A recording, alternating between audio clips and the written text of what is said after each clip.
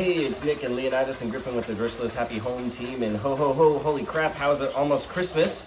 We're looking at what's happening in Seattle real estate for December 2022. And so we're kind of on the same saga of a bipolar real estate market. Things are up, things are down, they're hot, they're cold.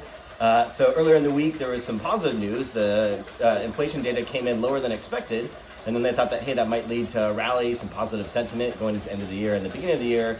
And then the Fed's speech quickly was like a wet blanket after that, basically saying we need unemployment to go up higher.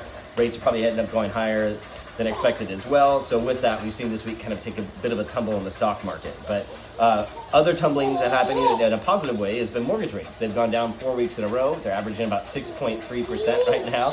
And Happy Home Team Loans is averaging in the mid fives. So make sure you reach out and get a competitive quote there.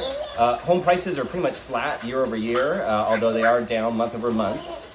December, the first couple weeks look like we might see a little bit of uptick in pricing, so we'll see where that trends early next year.